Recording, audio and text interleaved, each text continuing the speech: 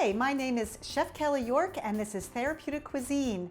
I specialize in developing recipes that include medicinal ingredients that target and alleviate various human health conditions. Today we're going to focus on the subject of osteoporosis. What is that? It's actually brittle bones. Your bones grow in density as you mature, and when you become a young adult, your bones are still growing. But after that, trouble can set in. If you don't get the right nutrients, your bones are not going to grow at the rate that they're breaking down. So you can eat a diet that's higher in calcium and vitamin K and magnesium, vitamin D are all very important. And also dairy products are very high in those vitamins and nutrients. So today I'm going to make 3 recipes that are going to focus on higher calcium, higher vitamin D, vitamin K, but not necessarily crutching on using just dairy products. We're going to start with a broccoli and turkey tetrazzini. It's kind of a throwback to an old-fashioned type of comfort food recipe that's going to be healthy swapped a little bit. So I'm going to go ahead and start making a kind of a bechamel sauce. I'm going to take my butter and melt it in a sauce pot, and I'm going to add a starch to that. And today the starch we're going to use is mochiko flour, which is a sweet rice flour. And the reason I like to use mochiko is if I make this dish and I want to freeze it, it's not going to break down when I defrost it. The starch granules will stretch so that we can not get that separation and get a watery, clumpy sauce after it defrosts. So I'm going to go ahead and put my mochiko in. And if you can't find mochiko, you might want to look for, it's not rice flour, it's sweet rice flour. It has a different, it's a very small, short grain, and it's a very high starch content. By mixing that around and cooking it a little bit, what I'm doing is cooking out the starch flavor a little bit before I add the rest of the ingredients. So it takes about 1 to 2 minutes and get all of that butter melted. It's about a 50-50 ratio of flour weight to butter weight. Next I'm going to add some poultry seasoning just to flavor a little bit and get some of the oils out in some of those herbs. I can smell it already. Once that's all melted and ready to go, we're going to take some bone broth, and I'm using turkey broth since my protein is going to be turkey meat, and whisk around so that we don't get any lumps.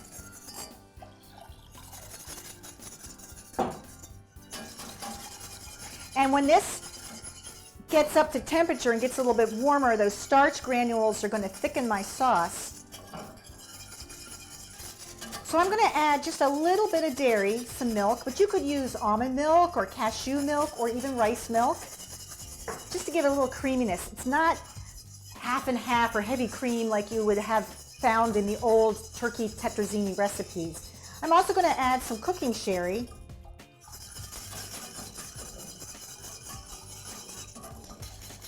So now that this is starting to tighten up and thicken a little bit, I'm going to add some Parmesan cheese. I want that to melt in a little bit and get a little smoother, which it's doing wonderfully. And now I'm just going to pull it off the heat and start sauteing my vegetables. So we'll let that sit. Get our pan a little bit hot. And then I'm going to add my oil.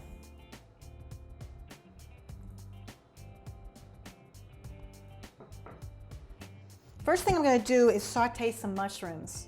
Now mushrooms depending on which kind you get. Today, some of them are actually fortified with extra vitamin D, which is excellent for osteoporosis prevention, because the magnesium, the vitamin D, and the calcium are all kind of synergenic with each other. You kind of have to have all three of those nutrients in your body to get the best benefits.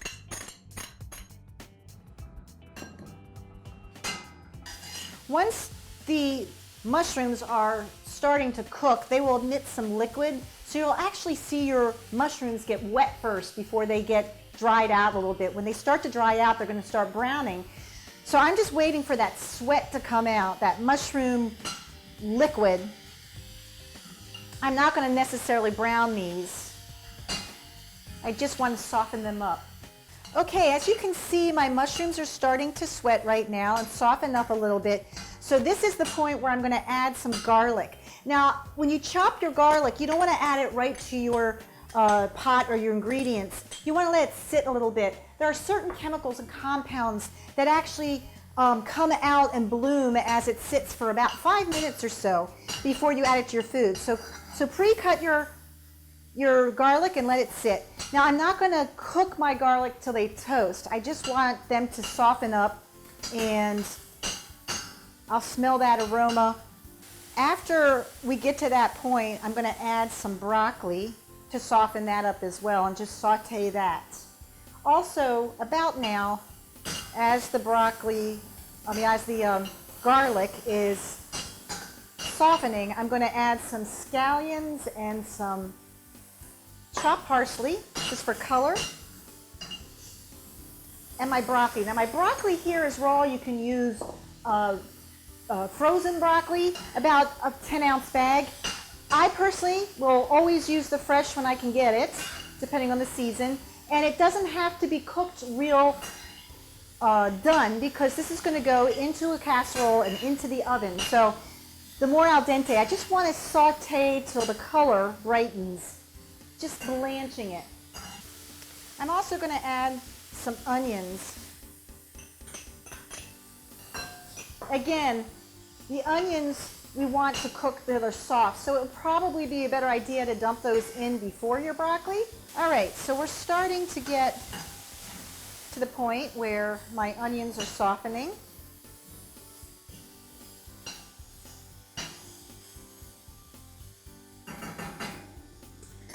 I'm going to grab a bowl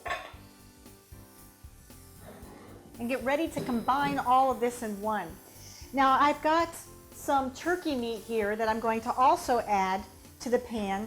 I don't have to heat that necessarily because it's already cooked, but I'm going to just do that. Start stirring a little bit. The warmer my mix is when I put it in the oven, the faster it'll cook. Okay, so in the bowl, all my vegetables are going.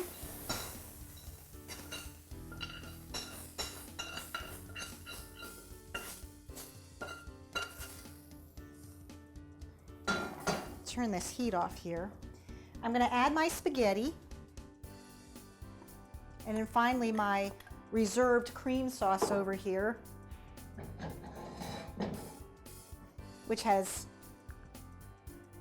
mostly turkey broth and flavorings and very little milk product.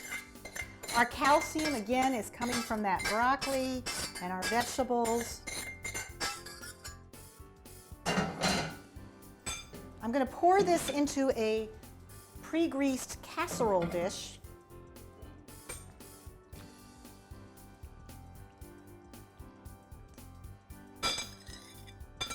Once that's in the casserole dish, I'm going to take some panko breadcrumbs, and that's Japanese breadcrumbs. I like to use them because they're coarser and they just have more surface area for browning versus a really fine breadcrumb. And I'm also going to put some almonds on the top. The nuts are high in magnesium.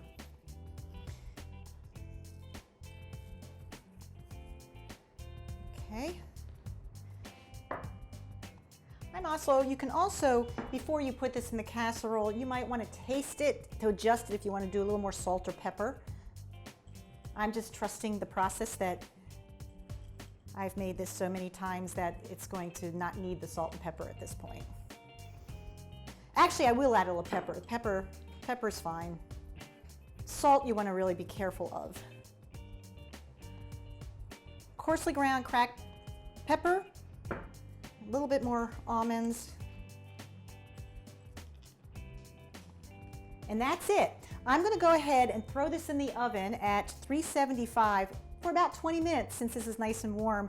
Clean up a little bit. We'll come back and we'll make another osteoporosis friendly recipe.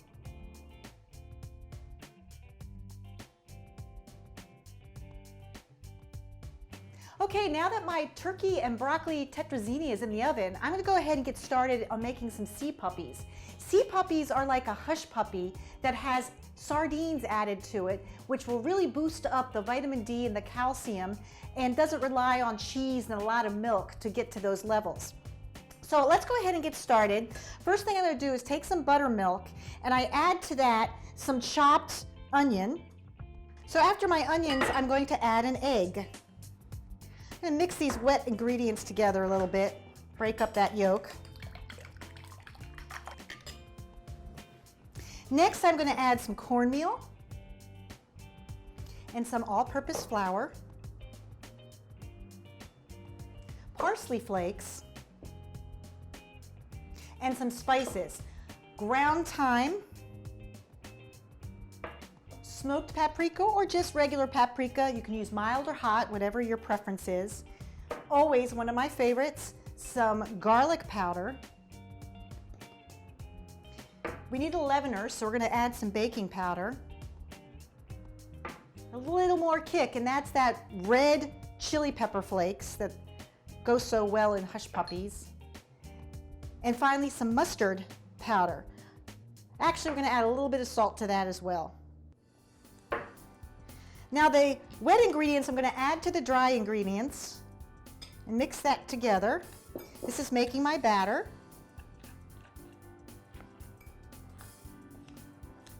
And it's kind of a tight batter, but it's very pretty with the yellow and the parsley flecks in there. When that's mixed together, I'm going to just fold in my sardines. Now I make this and serve it with cold soups or with, say, a seafood supper. And people who claim they don't like sardines love these. And the sardines are so healthy. They're actually green too, as far as the environment. They are small little fish. They're low on the food chain, so they don't have all that mercury poisoning, and they are quick to replace. Okay, so there's my batter. I'm going to take the batter and drop it. I'm going to form it into little bite-sized balls, little hush puppies, and I'm going to fry them in some oil that I have heated to 375. I know that this is 375. You can use a fat thermometer, and there's a look. It's like a sheen when it gets up to that temperature. Let me move some of the bowls here for a minute. And I'm going to go ahead and make some more hush puppy little ball shapes. I like to make them a little bit oval in shape. When they get ready to be finished cooking, they start floating to the top of the oil. So at first they will drop down, but then come up. So you don't want to make a whole bunch of balls and just drop a whole bunch into the fat, because they will all go to the bottom and stick together.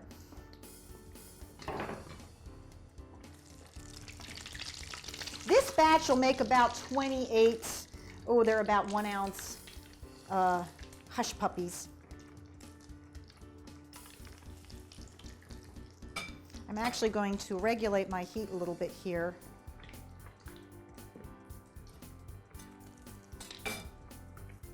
So I'm going to go ahead and finish off these balls.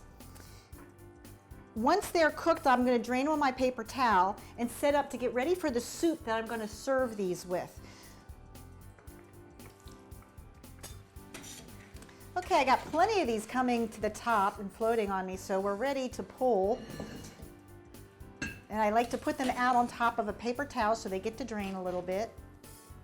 And they're nice and golden brown I like to serve these with a cold soup, and it's really nice when you sprinkle them with like a little malt vinegar or some balsamic vinegar. It really brings out the flavor of the spices.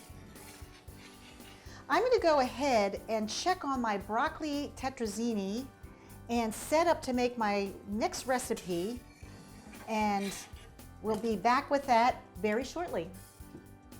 My hush puppies are finished now, so I'm going to start making a chilled soup that I like to serve them with. It's called a cucumber and cashew and macadamia cold chilled soup. Macadamia is actually edamame that is already pulled out of the shell. So instead of looking like a green bean, the little beans that grow in it are already popped out. And you can buy that in the store, usually in your freezer department. So look for it. It's wonderfully helpful to save you a step of having to shell the edamame yourself before you make this recipe. So the first thing that we're going to do is put my pot on the fire, get a little bit hot, and then I'm going to add some almond oil. And this recipe is very high in calcium, but I'm not using dairy products. So it's actually a vegan recipe. So let's go ahead and put our oil in and let that get hot for a second. And then I'm going to saute some onions and garlic. But first I'm going to start with my onions. And the reason that I like to do this is because if I don't saute my onions first and I add acids, the onions will never get soft. So we're going to let that get going and get a little heat on the onions. We're not going to cook them till they brown. We're not looking for caramelization. We just want to soften them up. And also when you cut your garlic up, you want to make sure that you let it sit for a few minutes. There are certain chemicals and compounds that do better, come out and bloom better if they sit and get oxygenated a little bit.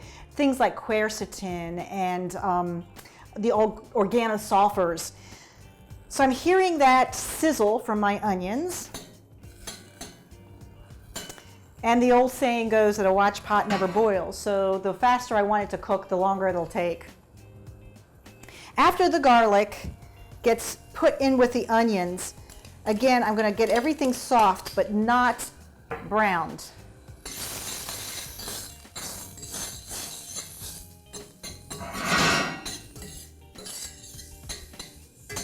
This soup is wonderful for summertime appetizer or a lunch because it's nice and cold. I like to serve it out on the porch for a light dinner with maybe a salad. Now once these get soft, I took some cucumbers and I seeded them by cutting the cucumber lengthwise in half, taking a spoon and channeling out the seeds. I cut them into about a 1/4 inch half moon so that they look like this. I'm going to actually set some of those aside because I like to use them for my garnish later.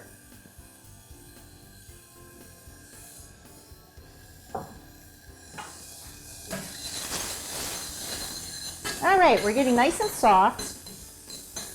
So now I'm going to add some bone broth. You can use vegetable broth if you're vegan. And then I'm going to add about a tablespoon of dill. And you can use fresh dill weed. If you use fresh, you're going to actually add about 2 tablespoons chopped. But since I'm using dry, I'm going to only use 1. And then I'm going to add my Mookie Mommy. And I'm going to cover this and let this sweat for a few minutes. After that is finished sweating, I'm going to add my cucumbers and let that cook till they get soft. I'm going to grab a towel now and take a peek at this and see what we've got going on. And the mukamami needs to be a little soft, but could be a little al dente too, nice and sweet. And it's looking good. So I'm going to add my cucumbers and let this cook another 2 or 3 minutes, just till the cucumber sweats and gets softened up a little bit. I'm going to give it a stir. Get Get the lid back on. Okay, my cucumbers have been cooking for about 5 minutes. I'm going to go ahead and take a look at them. And I think they look great. So let's go ahead and get the heat turned off. And the next step is we're going to puree all of these wonderful vegetables. However, I don't like to put a whole lot of hot liquid into any kind of a blender or a food processor at a time. So I'm going to ladle little increments of it, say about 1/3 full. And what the goal here is just to puree the vegetables. So no higher than, say, 1/3 of the bowl. A little liquid there, just to loosen it up. Go ahead and put the lid on, and I'm going to give it a little whirl.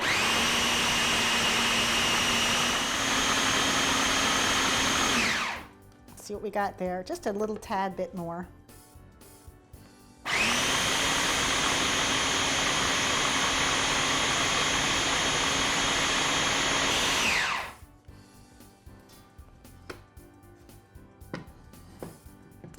Okay, so we're going to transfer this back to a bowl and do another batch.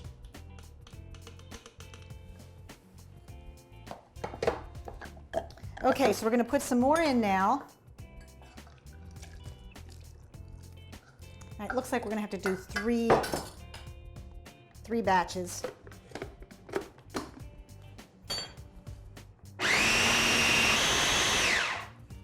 Another thing you can do instead of using the food processor, which I really prefer, is to just use a hand immersion blender if you have one. You can stick it right in the pot and then puree. Saves a lot of trouble and time. It's a wonderful tool to have in the arsenal of your kitchen. All right, once everything is pureed, the last step is we're going to add some nut milk. Now you can use almond milk or cashew milk or hazelnut milk. I personally like to use the cashew milk because I will make it homemade. So we're going to go ahead and just blend that in. Cashew milk is really easy to make at home. You don't have to peel the nuts or anything. You just kind of soak them till they're soft and then add them in a blender with some water and you blend that up, and as much as you put in will make your liquid thicker. So you can make it real thick or real thin. And then we're going to add some lemon zest. Gives it a nice little bright flavor. And some chopped chives or scallions. Now you can taste this and adjust it with some salt and pepper, which is totally optional. And if you're like me and you just like all those natural flavors of the vegetable, unamended with salt and pepper, just let it go. And if you decide to use a little salt or pepper, I recommend that you use white pepper instead of black pepper. Black pepper, you'll see little black flecks in the soup, and that's okay too. But white pepper is actually a little bit spicier than black pepper, so go a little easy on it until you know how much you'd like to put in. So I'm going to go ahead and put this in the refrigerator and let it get well chilled, clean up a little bit, and then we'll come back and recap. Okay, so here are our 3 osteoporosis friendly dishes. We started out today by making sea puppies, which is a hush puppy that has sardines added, and that gives you extra calcium and vitamin D. And I like to serve that with a cold, chilled cucumber soup that is made with mukimami and cashew milk. Very good sources of magnesium, and we've got fiber in there. I'm going to put that in the bowl, and I like to garnish that with a little bit of the cucumber that I kept reserved on the side. And again, this is a wonderful soup for a summertime light dinner or supper. And finally, we did a broccoli and turkey tetrazzini, kind of a throwback old comfort dish. We boosted up the level of calcium by adding the broccoli, which is a wonderful source for that.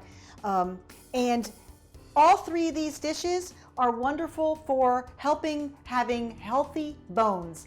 I'm Chef Kelly York, and this is Therapeutic Cuisine. And as the father of medicine, Hippocrates said, let food be thy medicine and let medicine be thy food. We'll see you again soon.